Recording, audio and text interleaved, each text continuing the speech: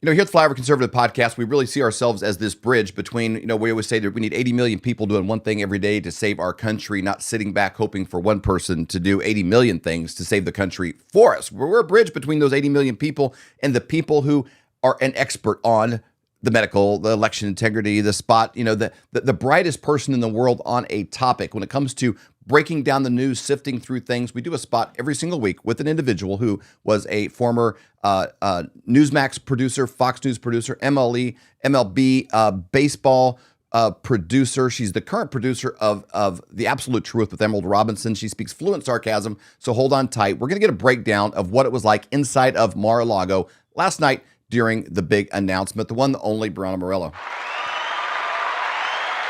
Thank you, David. Great introduction. Glad to be here.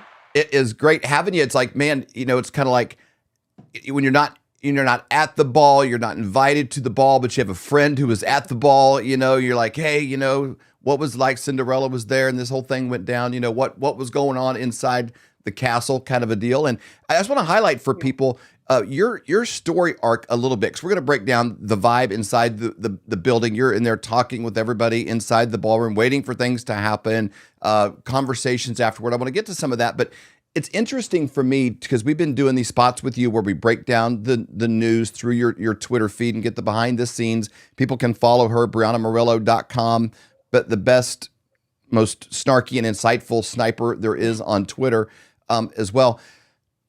But you walked away from the biggest conservative news outlet in the world based on predetermined,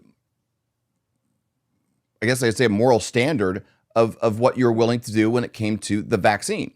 And it, like, that was a courageous move. A lot of people are like, well, if I was alive in the 1800s, I would have been part of the railroad and free, and I would have gone, I don't know. What are you doing right now that's putting your life on the line or your reputation on the line? Like, what do you actually, what have you stood up for at some kind of potential personal loss? And for most people, it's nothing. They're really brave of what they would have been like if they were alive with William Wallace. They'd have been there right behind him, fighting the English or whatever, you watch a movie. But you actually came to a fork in the road and chose the tough thing. And it's interesting now just because this is a big night, a big highlight, but it's kind of, you're at a really cool place. It's interesting to see how this is sort of playing out. Yeah. And for the viewers at home who don't know, I was working at Fox Corp, and after moving to New York City, they were complying with the vaccine mandate, which obviously I wanted no part in. So I left, and now I'm with Emerald Robinson. And Emerald has made me her senior producer and her Florida-based reporter. So I do now travel to all of these really cool events here in Florida. Something I wasn't doing before. And I joked around to a couple of my former colleagues I did run into it at the Mar-A-Lago event yesterday, and said, I'm like used to being a producer in a control room and not so much out there in the field as much as I used to do. Although I did do it sometimes for baseball, it's completely different when you're in the political world. So it is very interesting. Some of my former colleagues kind of look the other way because they didn't want to say hello. It gets a little awkward at times, but I'm back in the fray of things with the Trump announcement. We are front and center at all of his campaign events now, as well as DeSantis. We went to DeSantis, the victory party that he had as well. And it was the same group of people again there. And it's been a lot of fun though. But like you said, it is different. I'm back in this major corporate universe, even though we're not corporate media, and I'm working amongst these people. But do it on your own terms. Yes. And I think a lot of them are jealous in a sense because they don't have that luxury of being able to decide what they want to do. When I was there, it was kind of like I get to pick what hits I want to do and what I want to discuss, rather than what they have to do, and that's just whatever they're told by their executive producers or higher ups as to what they have to discuss. Well, you get to have a bigger say-so in the cycle that you're doing. You're producing a show called Absolute Truth, which means you never been towards, well, this is what we think, but we're also sponsored. Pfizer's a big, we don't want to, I couldn't help but think of this stuff. I'm watching Sean Hannity last night, and I'm flipping through the channels, and he's keep cutting out when Trump's talking because he has this compulsion, like everybody needs to know what I'm thinking, and so I need to be the number one person talking, not the person. I'm getting these viewers because of the guy on stage, but I'm going to come on and talk instead of him.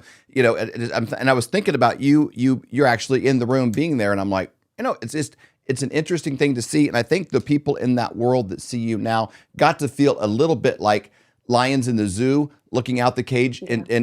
and seeing a lion in the Africa, plains walking free. Choosing what you put in your body, making choices about your vaccine statuses, or all of these kind of things. Choosing to talk about the stories that you want to talk about, highlighting the things that are going to make a difference with no consideration towards anybody else's input. I think if I was still inside the zoo like they are, I'd be very jealous. I'd be jealous if I was a chicken in the coop watching an eagle kind of swoop in and say hi every once in a while. Yeah, I mean, David, everyone acted like they didn't have a choice, and you did. It was just a very steep choice. You either comply, you keep your job, or you don't comply, you lose your job, and you're back on the free market world of things, and you got to figure it out from there. So we all had a choice. Some people didn't want to accept the other choice, and so they said repeatedly, "I don't have a choice. I don't have a choice." But I'm proof that you did have a choice, and things are definitely better off this way. I It's feel always like. it's So always I the right know, time to do the right thing. And when you yeah, look back on anything involving your own integrity, it's never good to be 80 years old, sitting in a rocking chair, looking back and thinking, I really should have done the right thing. I'm yeah, really impressed by this path, and it's good to see you land on your heels. Standing up, doing the right thing, attending the ball. So let's talk about this. yeah, Again, last weekend, your last Tuesday night, you were with DeSantis and the celebration, and that was great. But now you're in Mar-a-Lago, in this, anticipation. If Trump's nothing else, he's a great promoter. He's an yeah, incredible business guy. He can create he could create anticipation about opening a can of Diet Coke or something. People are like, oh my gosh, what's he doing? And he yeah. controls the news cycle in such a great way. But this was a big buildup, but nobody really knew. I had friends hitting me up. They were starting betting pools. What's he doing? Is he going to come out with the soccer ball that he handed back and forth with Putin and be like, we got you. Here's a thumb drive of something, or whatever. Like, was he doing this? Is he gonna, there's all kinds of funny memes and jokes and things going around about what this could be, but nobody knew for sure, but they had a pretty good idea. What was the vibe walking into the facility and the murmur? And I Yeah, think we got so some clips too of what that looked like as well. yeah, yeah, yeah. So Emerald and I were talking, and we both beforehand we were both like, well, the obvious answer is that this is a 2024 announcement, but you never know with President Trump what you're gonna get. And so I was trying to poke around to see if I could get a hint from anyone. We ran into Liz Harrington. She laughed and said, "Don't worry, we'll start soon." And I kind of asked for a little clue. Right. Um, she was great though. Liz is great. Luke Ball, yeah, he was there as well. And I asked him, and he rolled his eyes, and I said, "Is it going to be something else?" And he's just like, just wait. So nobody wanted to give up any secrets. So he's got a good group around him now. No one's willing to give up the goods. But you never No know with him. leakers, no So leakers. He was always in the White House. He was always surrounded by leakers. And so no yeah, leakers here. yeah, yeah. There were none. I tried my hardest. And they're all friends of mine, which is unfortunate. But yeah, it was interesting. We were all kind of speculating a bit. Everyone started, trickling into the ballroom at Mar-a-Lago, and the music started playing, and everyone was high energy because a lot of these people, like, I haven't seen these people in quite some time, and a lot of these people I actually even haven't even met in person. They're people who are social media, I guess what would be influencers. So it was definitely good to meet them in person. It was an overall good experience. Everyone was excited for the announcement to come. Everyone was excited to see one another, and in some kind of odd way, it felt almost like a little family reunion, kind of. Yeah. Well, it's probably, I don't know. It felt to me a little bit like a break in a negative news cycle window. There was a lot of funk Yeah, after the midterms, and you got Mitch McConnell on there running his jowls about, you know, basically chastising the Republican Party for not being more like him. And I think yeah, there's going to be a lot of stuff with him, that'll be interesting soon. But um, it was just a funk. It was kind of like, it was kind of like maybe it's like going to a family reunion thing, like the first time after like a funky divorce with the parents or something, and it's like, that's how the world kind of felt, like one of those kind of funky vibes. This was a really positive note. It was exciting. It got a good buzz, a good energy. It felt like more on offense, than mhm, what's Biden doing over in Bali and dressing up like, Young Kim or something, it's like all this kind of, it just felt really, really good. So the vibe all changed. We had, that young man come out and change the podium, and that kind of shifted the vibe a little bit. What happened when this went down? Because that wasn't there when you walked in. Again, Trump's a great promoter. yeah. He knows how to string this out.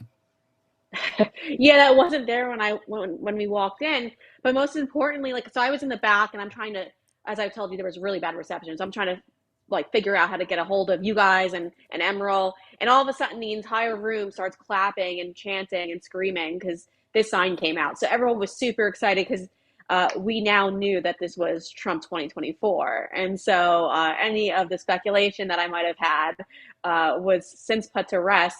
But I mean, this was the height of the night, I guess I'd say, where everyone was super excited. This is where everyone knew it was official and he was running, and so it was definitely a great part of the evening for sure. Yeah, it was a cool clip that you sent over just from your phone of when he kind of took the stage, but there was a ton of energy there. The crowd, he is the most magnetic. I use the term like Metron, like the space you take up, like almost in the unseen realm. When people walk in, then kind of shift a room one way or another, and he takes up. He could be an arena, but his energy fills up the arena. Whatever. There's no space too big, for him to impact the room. Let's play this clip real quick of people's reaction, when he comes on. I thought that was pretty telling.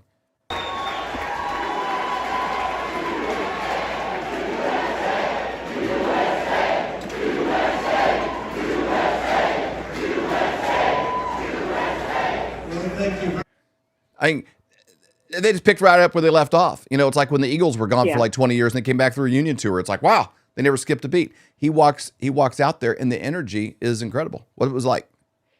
Yeah, it's always incredible when USA chants start at whether it's this event or a Trump rally, because you don't really, if you pay attention to Democrats, they don't chant and they have no pride in our country, And the and so every wall of time it flags behind happens, him. I don't know yeah, exactly how many flags are there, but it's a significant number of flags. It's a ridiculous number of flags. yeah, and there's pride. Lee Greenwood playing in the background, obviously when he walks out. Yeah, He's proud to be an American. It's funny. I was getting ready for bed last night and I'm putting putting the house to sleep, basically. Making sure the dishes are done, cleaning. And I was singing Lee Greenwood, proud to be an American. I'm like, this feels good again. It's like we're winning in the Olympics again or something like that. It's like it has that vibe. It feels good to be an American and to have a leader that likes America. It sounds like an obvious thing, but looking at our country for the last 2 years, it's nice to see somebody that's not spitting on everything you like. yeah, yeah. Well, definitely, and there's a lot of pride. There's a lot of pride when you go to these events. We love our country, and it just doesn't seem to be reciprocated on the other side as well, where we have politicians on the left who have as much pride as Donald Trump does in our nation. And even though as a nation, I feel like morale is definitely down, it doesn't appear to be that way with him. His message last night too was very spot on. It was very direct, and he didn't do his normal, a little bit, but daggers at the members of the left and people of that nature. But he was more focused on messaging and what he looks forward to Yeah. doing when he is back in the White House. I think that's what Americans really needed to hear. Yeah, I felt the tone of it when the parts I was catching. I'm not watched it completely without Sean Hannity having to feel compelled to pipe in and share his opinions about things. But it was really really good. I loved it. It was phenomenal. Yeah. Let's go. Let's cut to the announcement. I want to say what did it feel like when he did this? Let's just play this cut real quick of the actual hoorah, the big point. In order to make America great and glorious again, I am tonight announcing my candidacy for President of the United States.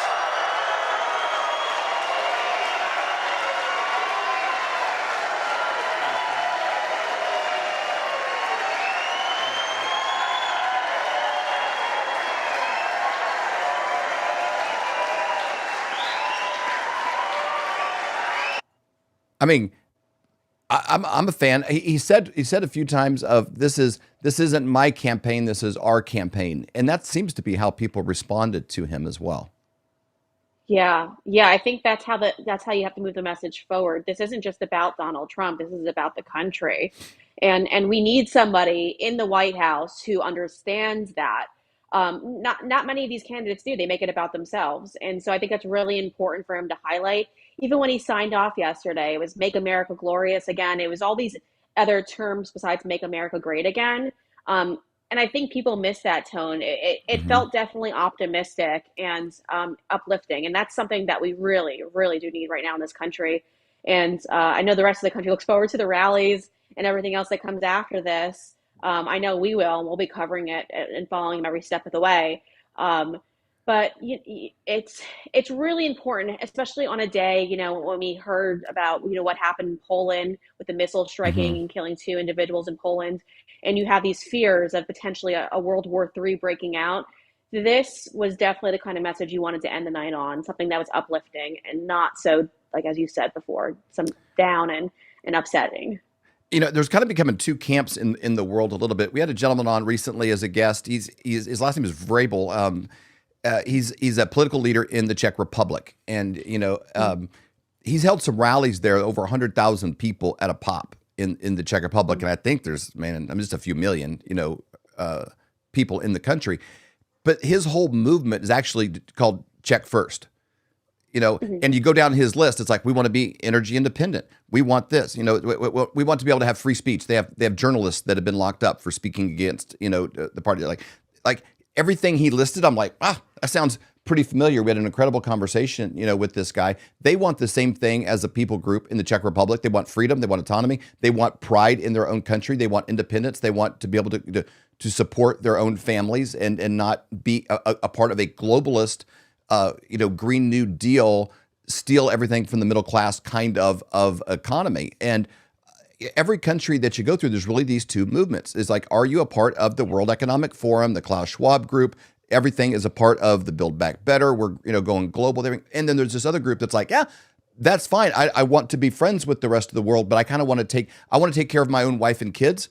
And I want to make sure that they're not starving. I don't want to have my kids walking around with no shoes in the snow, but I'm driving a Cadillac and I'm, living the good life over here. And I think there's that two groups. There's the scene in Braveheart where you have the guys go out to negotiate before a battle scene. I'm not sure if you're as familiar with Braveheart as I am. I think everybody should watch it at least once a year if you want to keep your mind right. But the lords go out and they're negotiating. They build up this army behind them, not because they really intend to go to battle. It just helps them negotiate for more lands and better things for themselves. And the reason everybody likes William Wallace so much is he comes out to pick a fight. And he antagonizes them, and he's a disruptor, but he caused a fight. And he says, "It's not about a few people gaining at everybody else's expense." He was fighting for the freedom of his country and the individuals that were standing behind him. And I think that's a little bit of what people see in President Trump. He's sort of one of them, but he sort of stepped away from that, and he represents us. The average guy that owns a heating and air conditioning company, has a couple of kids. He wants to get ahead in life. He's trying to have the freedom to do his business, and he just wants his kids to grow up in a free country as well. He wants them to be safe. He wants to be able to go to dinner and not have to worry about getting shot. These things are important to people. I think that's what resonates a little bit when people see Donald Trump. Yeah. And it's so funny, David, when you make that comparison, what so many Americans do, the members on the left, they don't understand how average Americans can look at somebody who's a billionaire and not understand and feel like he's relatable. He speaks, he doesn't speak around people, he speaks to people. And I think that's the big difference. And that's always been the big difference between him and everybody else. And the left doesn't seem to understand that. It's so important nowadays, especially, to have somebody out there fighting for the average American, because DC is being overran by all these elitists and all these swamp-like creatures. And so you do need balance. I don't know if I'd say all of DC against one Donald Trump is balanced, but he definitely doesn't give up, and he definitely pushes back. And so, yeah, it's very important to have him back in the White House and do something like that for the rest of us, because, I mean, listen, we've got really nobody, as we talked about before, nobody in leadership, even on the GOP side, who I feel like is fighting for us. We've got a couple of Congress members, a couple of senators, but we don't have much. And so you really need at the executive branch to have somebody pushing for us. Yeah. And I do hope that will be, Donald Trump. And in a tweet, I joked around and said, the next president of the United States will come from Florida. Yeah, well, I think you're 100%, right on that. It's an interesting thing with that family. We've got a chance to interview Eric Trump, I think 3 times now in person, and spent time with him at the ReAwaken America events, backstage. And he's just, like, he takes an Uber from his hotel to the event. Of all the speakers, he's probably, and they're all great people, but he's the least pretentious of any of them, with the highest net worth, and probably the most reason to flex. But it's interesting. I had 2 conversations with him now where, like, my son Colton and I, we spent 4 days this last week in deer hunting. It's deer season just opened up in Missouri. It's kind of a big deal in this part of the country, and I mentioned to him, I said, man, we got this coming up. He was chomping. He's like, man, I would actually love to do that. We started talking about guns, places, deers, all this. I grew up with this. Yeah. Like I grew up in the Midwest, Kansas, Missouri, Texas, all this areas where we've lived the majority of our life. We're members of a place here called Frontier Justice, where it's a shooting range, membership thing. Like I do this a lot. I'm like this compared to Eric Trump on his knowledge of hunting elk and doing things and outdoors stuff. And it's like, it's not just, oh yeah, I like that. But it's not like Hillary Clinton saying, oh yeah, my number one thing I have in my purse is hot sauce. When she's on the Breakfast Club podcast or something. It's like he says it, and then he knows every caliber of every different type of weapon shell, what you would do in every environment, how range, shooting, sighting in. I mean, he's phenomenal at doing real stuff that real people do. I'm like, that's kind of an interesting. I think a lot of that, though, was the influence of his mom. She was competitive in some of that in her side of the family. But these kids are a reflection of their dad and that loyalty there. And it's an interesting thing where they have this ability to be able to buy and sell about anything they want, but still connect with the guy that is fixing, the plumbing. Yeah, you make a great point there because I was once on a flight and one of the Trump members and the rest of his children, I guess I should say one of their spouses and the rest of their children were actually on the flight with me and flying commercial. It was insane. Yeah. I'm like, how are you guys flying commercial back to New York? It was really cool to see, mainly because they're teaching their children not to be like these elitist rich kids, think that the world owes you everything and you have all this money at your disposal and snobby. They're teaching them to live an average lifestyle. And I think that's really, really important. As well as Don Jr., when I was at the Trump rally, when he was in Miami with giving his endorsement, when Trump was in Miami and giving endorsement to Marco Rubio's reelection. Just a couple of days ago. Don Jr. came there and he was walking around, hanging out with people. Yeah. I mean, he went to the bathrooms where everyone else goes and then just sits down and starts doing autographs with people. And I'm like, that's not something you're used to seeing. I've never seen an Obama child doing that. I've never seen anyone else doing the Clinton child. I've never seen any of those kids doing that. No security detail. You can't help but draw the comparison with that. And Hunter Biden. When we left an event in Idaho in Coeur d'Alene, right next to the Washington border, we flew out of Spokane. We had a funeral we had to attend. We caught a 10:30 at night flight. Back to the East Coast from Atlanta, and we're walking up the gift shop to get, a bottle of water and some stuff where we went and, Eric was right in front of us in line and we're like, hey man, how you doing? And just talked and we joked about something.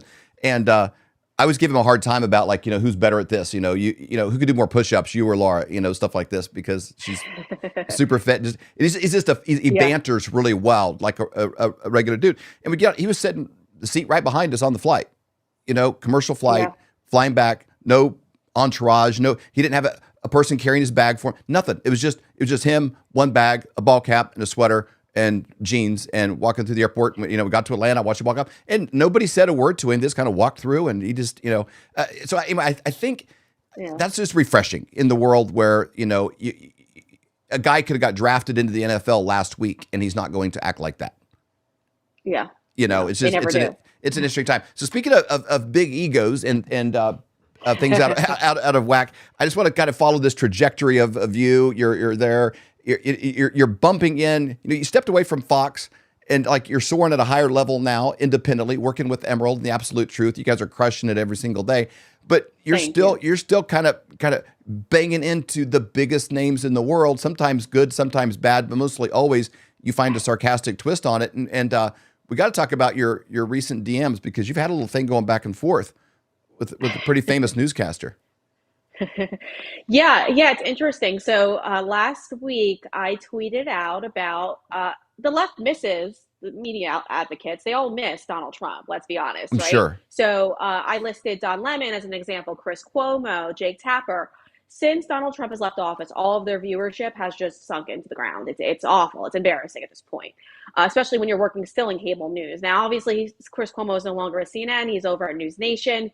But News Nation has done a great job promoting his show and pushing his show out there so people know where he is. Unfortunately, though, he's pulling in ratings that are just would be disgraceful under normal circumstances, especially somebody who is, I think he's reportedly being paid $1 million a year for News Nation, which is a small media outlet. So that's a big deal for them. His numbers are nowhere near what they should be. So I tweeted that out.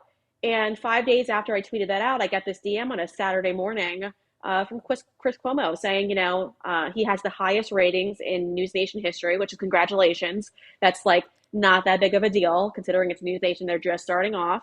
They're building. It's nothing against them. They're just starting off. It's a Right. new outlet. It's nothing that they have. And that's a It's swing like, for the it's like fences, Fox. deal getting Chris Yeah. Cuomo. That they're trying to, it's like a new NFL franchise coming out and they're swinging like, we're going to get Tom Brady. Or a big name that's going to sell tickets. That's clearly what it is. It's interesting. I think the news agencies, I don't think they're in it to win it. I don't think they care about their numbers. I don't think they care about their profit. I think it's a lost leader in order to move the world towards a globalist agenda. But that doesn't mean that Chris Cuomo doesn't have an ego, that he doesn't want to be either great or looked at as great at what he does. Yeah. These guys individually have egos. They don't want to be a part of a loser network. They don't want to be a part of, shows like ours. Oftentimes we'll get as many or more views than they do. And it's baffling. We have millions and millions of people that watch our show. And like we started a year and a half ago, in our basement, but people are so hungry for the truth that they come. You guys are beyond most anything that's happened in this space. So it's interesting that you step away from all that, you land on good footing, and you're kind of banging elbows and viewed as maybe not a threat, but kind of a peer. I don't know what you would appear as, but definitely to the biggest names in the leftist media. Yeah, I think he was a little upset by the tweet. Probably. I mean, I did tell him that I thought, what are you doing on a Saturday morning? You're searching your name on Twitter, because I didn't tag him in it. So you're searching your name on Twitter and you're just finding tweets and responding to strangers. And he did say, no, my producer sent it to me, which is fine, whatever. This isn't like an attack, like meant to be like mean and like what. But he needs to understand something. You should be pulling significantly higher ratings. And my point to him was that the American people do not trust you. You have proven that you are not worthy of their trust. And there should be steps that you should be personally doing, Chris Cuomo, to earn back the American people's trust. Obviously, and he denied it, but he pushed the whole Russiagate thing. He obviously put his brother on a platter and every night was like flirting with him on air. It was the most awkward interviews you've ever cover seen. for him every day during COVID. Yeah, and then the entire CNN network would broadcast his pressers as if he was president of the United States. It was awkward, while then turning to the Governor DeSantis, who was doing it properly, and then calling him DeSantis. There were all these things that they were doing, and they had zero journalistic ethics involved in all of this. And so now we have Chris Cuomo, who's riding on his high horse at News Nation because he lost his job at CNN, and he's pretending as if he is somebody who should be speaking out and criticizing journalism at all. He's lost all credibility. I could politically disagree with people and still say that person does have credibility still, though. But with him, there's zero credibility. And so I kept repeating to him, hey, Chris, when are you going to apologize for pushing Russiagate? And he said, he didn't push it. I'm like, no, you did. And if I had to go through the archives, it's very easy to find. You all did. You never spoke up when your colleagues were pushing all of those lies about Russia collusion. Take any of these stages. How many times did they host and put on a platform Avenatti? Let's just take one thing. I mean, any one thing. Oh, they loved him. Maybe 100 times they had him on. He probably had a cot in the back room during some of that stretch. Yeah. And that's just one case of fake news that they ran as if it's truth. And when it becomes a nothing burger, they continue to ride that horse until it completely collapses, and they just jump on another one and act like it never, ever happened. And I think that's what people are sick of, even on the left. It's funny. Chris would refer to us as fringe, and he kept doing that in messages with me, saying that I'm a part of the fringe movement and whatnot. It seems to be a word that he has stock in, is what I responded to him. And then I said, it's either you got stock in it or you just have a limited vocabulary, so you don't know how else to refer to us. But that was his digger for all of us. But the reality of it is like, we're not fringe. American people understand that what's been happening the last 3 or 4 years has been an awakening moment where you can't trust the corporate media outlets because they align with Big Pharma, with political allies like Andrew Cuomo. And so you can't trust them. And they understand that. So now they turn to outlets like me and Emerald, you guys, because you guys are doing great work as well. And they rely on us for some facts. And the reality of it is, well, we haven't been wrong yet. I mean, I don't think we've reported anything that has since been proven to be false. We've talked about adverse reactions to the vaccine, and long behold, 6 months after, NBC News is running articles about how, there might be an adverse reaction causing heart inflammation in young men. I mean, they've been behind the ball in all of it, and it's because people like you and your wife and people like me and Emerald, we are pushing and pushing and pushing, and they're forced to admit the truth. And so I think we need, uh, the fringe movement, as Chris Cuomo will refer to it as, because we are the only people pushing back. He's not conducting real journalism. He's complying with the narrative. He's Hmm. getting paid an insane amount of money. I mean, when the CNN contract was announced after his firing, it was like, how are you getting paid that? How is that your worth? I don't think I've ever seen a Chris Cuomo investigative piece or any type of enlightening journalism, but whatever at that point. Kudos to him for getting it. But I mean, it's just, we are the future of journalism. It's not Chris Cuomo. His star is fading Yeah. rapidly. I wouldn't even say slowly, fading rapidly. And we're going to take over all of this. And he can refer to us as fringe, it's fake news, whatever he wants to refer to us as. But it matters where the American people lie, where their trust lies. And you're seeing viewership numbers, so are we. And so I know we're not too far off. And we're going to continue to grow while the rest of them just continue to sink and have to defend their viewership numbers to strangers on Twitter, which is fine. But Chris, I won't be mean to him about it. Obviously, he's going through a rough point in his life where he feels like he has to do that. And it I is what think it is. Also, he called me short. He called me short, David. That was that was dinger to me. How does he know what height I am, David? Wow, that's a pretty good. It's almost creepy. He's basically a personal trainer that found some gig in the media. A kind of a schmedium shirt wearer. That found a gig that he could, like. Oh my gosh, because my last name is Cuomo and my dad did some cool stuff, and I got a brother that's kind of like, hey, I can get paid to sit here and talk and lift weights. This is pretty great. Yeah. But it's a little bit creepy that he would go so far. But I think Chris Cuomo getting into a battle of wits with you is somebody showing up to a gunfight with a pocket knife. He's going to come out on the short end of that. That's why we love having these conversations with you every week. I know we're going to be going through your Twitter feed again, soon, and it's fun to see the news through your eyes. The things you drop, the things you pick up. What's a nothing burger, and you leave it alone. You don't ever do stories about something, even if you don't like Biden, you don't do a story that is not true to bring him down. Yeah. It's not like Biden, maybe he's also a cross-dresser, or whatever. Like, no, you just like, there's enough here, and the truth is enough. Mm-hmm. And that's what you guys really focus on, is telling the truth. And the truth by itself is always enough. Yeah. And we don't get our angles or our narratives from higher ups. It's purely like just me and Emerald digging through things and figuring out what's the facts, what aren't the facts, and kind of running with it that way, which is something that doesn't happen in the corporate media world. They all go on editorial calls, and the executives tell them how to spin things. And so it's unfortunate, yeah, but I mean, this is why the American people, like I said, and I actually, when I sent it back to Chris, I did send him a News Nation article, which does say that 60% of Americans do not trust the media and believe that it is hurting our democracy. So, there will be a great awakening moment for all of them when they realize that they have no one who's listening anymore to them, and they have no power and authority. And it's going to be a great day. And I think we're coming up on it here. And they really lack self-awareness. You've never even apologized for his, like, I'm in my basement during COVID and stuff. And then people are like, I got a video of you riding your bike in the park. It's like, they're like, they just kind of move on. Never happened. So anyway, thankful for you guys and what you guys do. Say hello to Emerald for us. And just congratulations on this whole thing. I think this story tonight was a lot about President Trump and his announcement, but also watching your trajectory. It's good to see people do the right thing, not know how it's going to turn out, move forward in faith, and to see that pan out really, really well. It's always the right time to do the right thing, and we just have a lot of respect for you. Thank you, David. The respect is mutual. We love and appreciate everything that you guys do on the Flyover Conservative, so thank you very much. Cut. Man, it feels good to be home. I know, it was such a great trip. It just feels like we forgot something. What did we forget? The pillows. The pillows! We forgot them on the bed! Oh no! Hello, I'm Mike Lindell, inventor of MyPillow. Thanks to your support, you've helped make MyPillow become one of the fastest growing companies in America. Over the last 12 years, you've helped MyPillow create thousands of jobs right here in the USA. Every MyPillow is made with passion here in my home state of Minnesota to ensure you get the best sleep of your life. What are you doing, Avery? I'm working on refuting a strike we got on YouTube. Ah, what a bunch of communists. I know. I think we should order some pillows that we left. Smart. I think so. If you go to mypillow.com/flyover, You're gonna get them for, I think they're right now $19.98. What a great deal. I know, it's incredible. So make sure you get Dad. I think his favorite is the medium. Okay. Yours is the medium as well, right? Yes. And mine is the lace firm. Okay.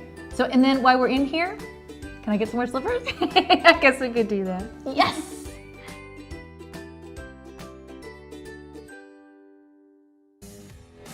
We hope you've enjoyed this episode of the Flyover Conservatives podcast with David and Stacy Whited. Please subscribe, hit the notification bell, and leave us a comment below. Lastly, if you enjoyed today's podcast, share with those who came to mind. Be blessed and make it a great day.